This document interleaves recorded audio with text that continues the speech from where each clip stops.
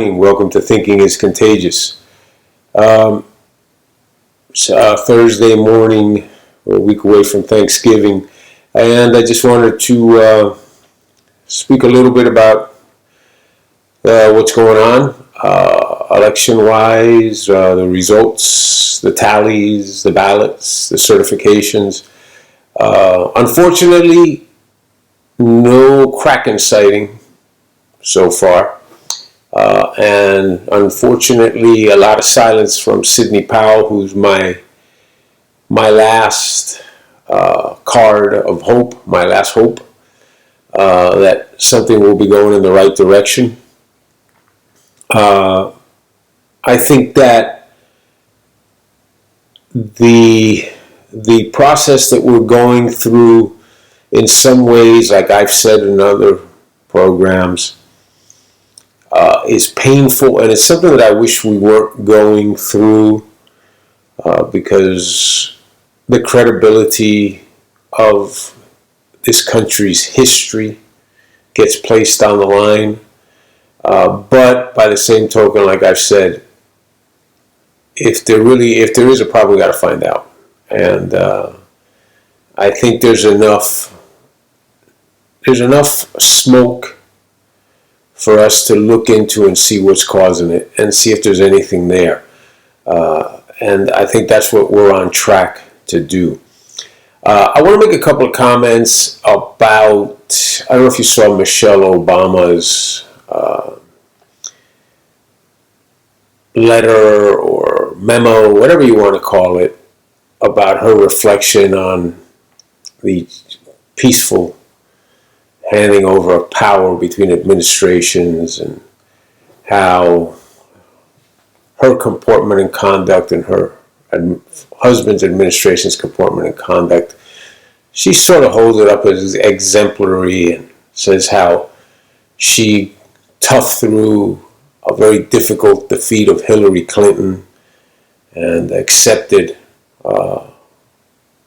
the Trump family, even though they had raised many issues about the Obama administration being racist and many other issues that led to even threats against the Obamas. You've got to read her little op-ed, I guess I would call it. But I find it ironic that she's got the gall to talk about a peaceful transition of power when her husband authorized, supported, and fueled the spying on the incoming Trump administration, fueled and supported the continued attack on the Trump administration after they took after they came into power in the White House. The continued lies that his administration members perpetrated, everywhere from the Russia hoax to General Flynn attempted to destroy a man's life, all collateral damage being acceptable to defeat Donald Trump. And Obama's administration and President Obama and Michelle Obama are the classic examples of what allowing hatred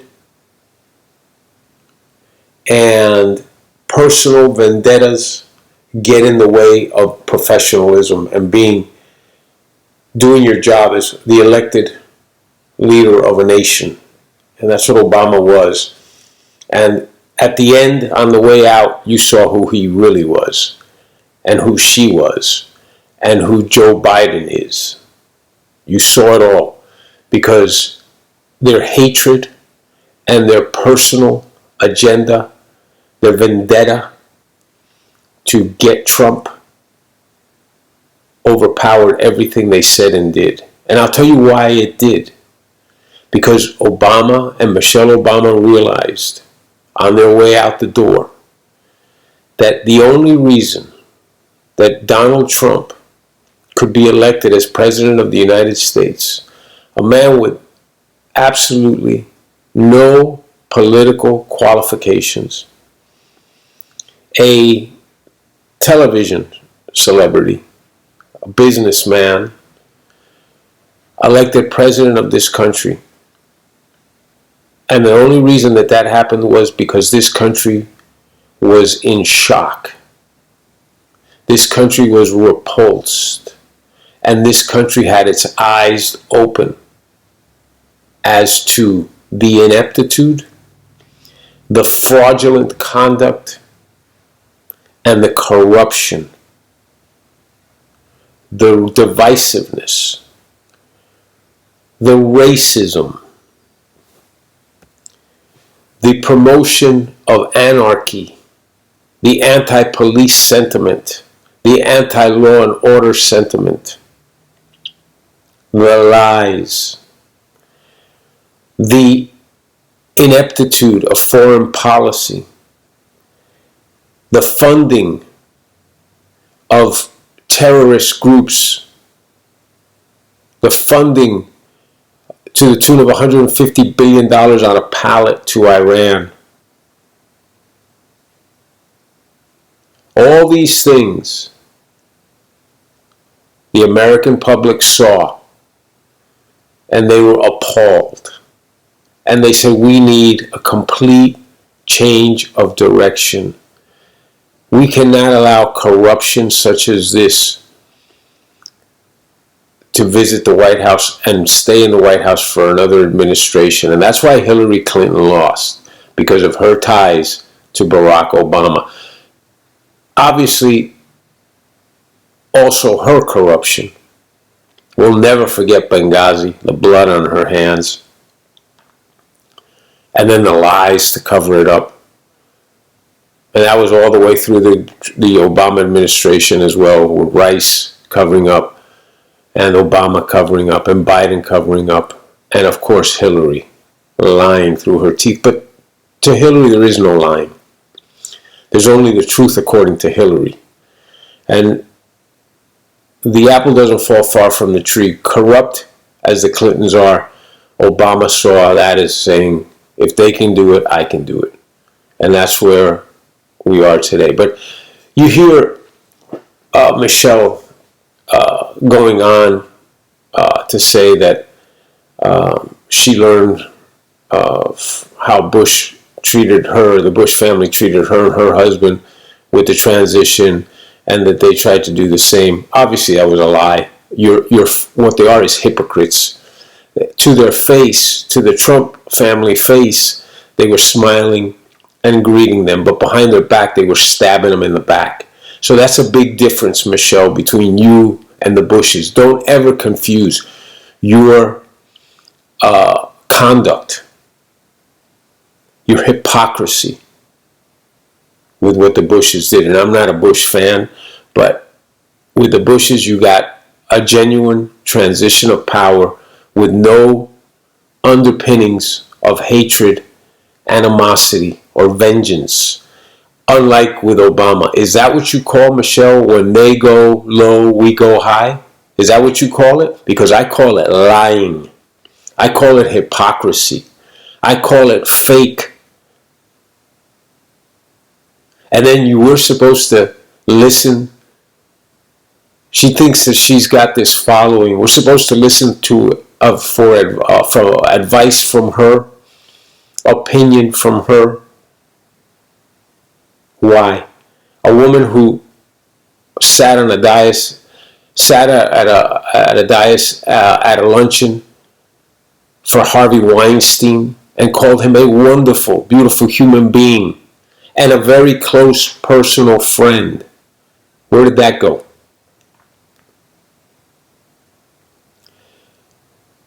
These people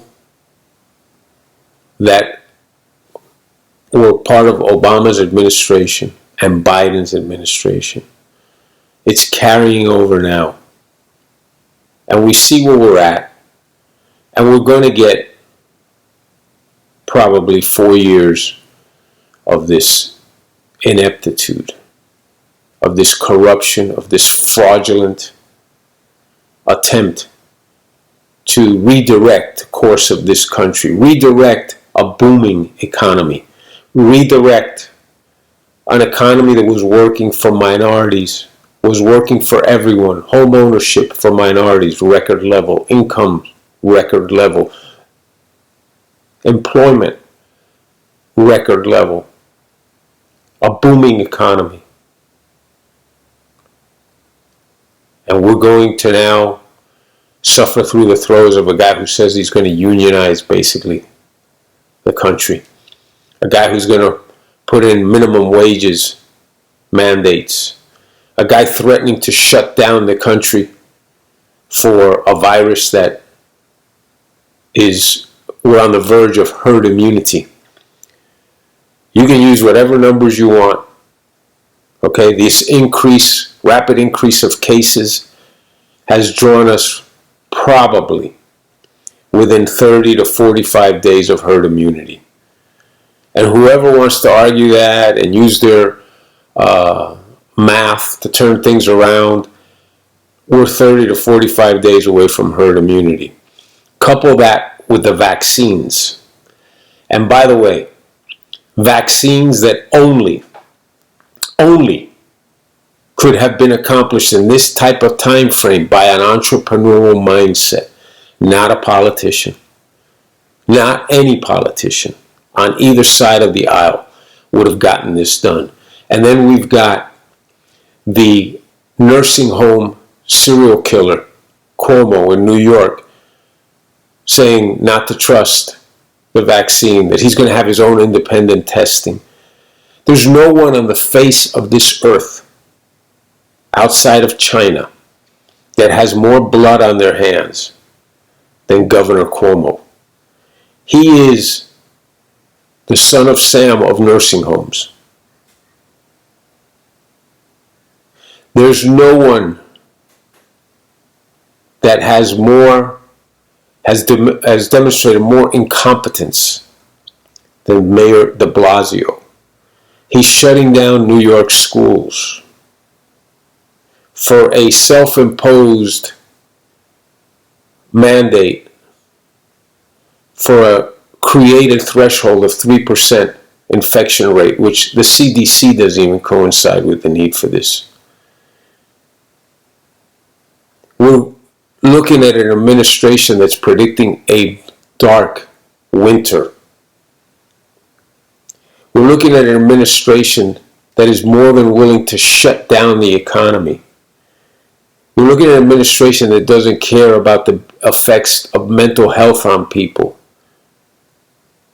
We're looking at an administration that is self-serving and has proven for 47 years, its leader, as being interested in nothing but the benefit and the entitlements due to the Biden family from the feeding trough, from their turn at the feeding trough. 47 years they've been gorging on this feeding trough of taxpayer dollars.